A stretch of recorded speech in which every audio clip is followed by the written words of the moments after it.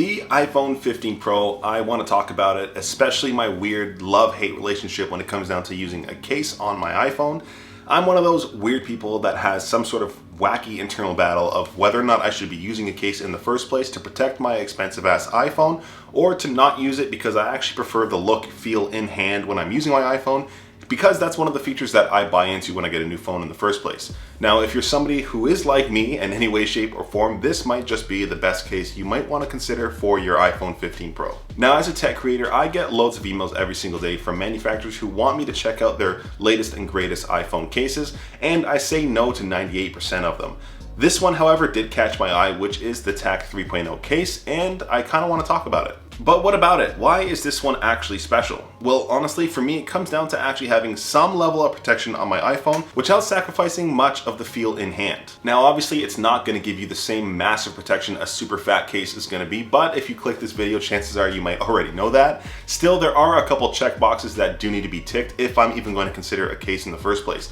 There's, of course, the general protection if it's going to save your phone if it takes a tumble. There's the protection of the screen being the front end of your device, as well as the cameras on the back end. And despite this case being ridiculously thin, it actually ticks all of those boxes. And well, to start, when it comes down to using the camera, you're actually pretty well protected. On the back end, there are these precision cuts that do keep each of the cameras protected when you are placing it down, so I don't really need to worry about scratching the lenses. When it comes down to the display protection, if you don't really use a glass screen protector, there is still a raised lip on the case itself. For myself, at least, I am still using a glass screen protector pretty much all the time, so it's less of something I really do need to worry about, but even still, the case does fit with glass screen protectors. At least you know there is a lip if you are placing your phone face down. Now, the case itself does feel good in hand with a wildly thin, malleable plastic, so it doesn't really feel like it's going to snap if you do need to take it on and off your phone. Still, I really do dig the matte finish. And the crazy thing is this case is only 0.35 millimeters thin, which is actually the reason why I like it. It gives my phone some level of protection without only relying on its skin. I was curious enough to weigh this case, and my kitchen scale didn't even pick it up because it's so lightweight.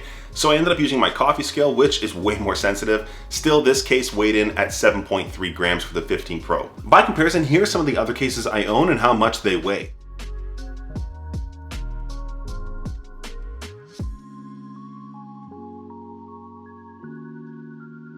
And when it comes down to the buttons, they're all super clicky since there are these relief cuts on each of them. And I'm not sure if my mic will even pick it up, but all the buttons are still super clicky.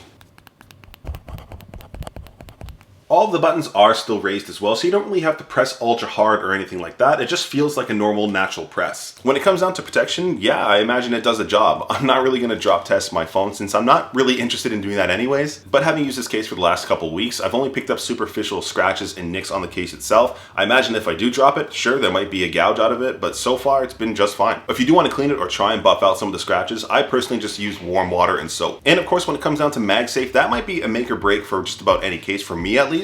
And in this case, since it is so thin, it actually works just fine. MagSafe stands, no issue. Power banks, no problem. As well as any sort of additional wallets and accessories, it clicks on just fine. If you do want some added MagSafe strength, you can still buy the extra MagSafe ring, which goes on pretty easily. Simply remove the 3M tape and stick it to the back of the case right in the center, and away you go. I won't pretend like it isn't stronger because it is way stronger just using the MagSafe ring if you are interested in that. Still, here's the difference.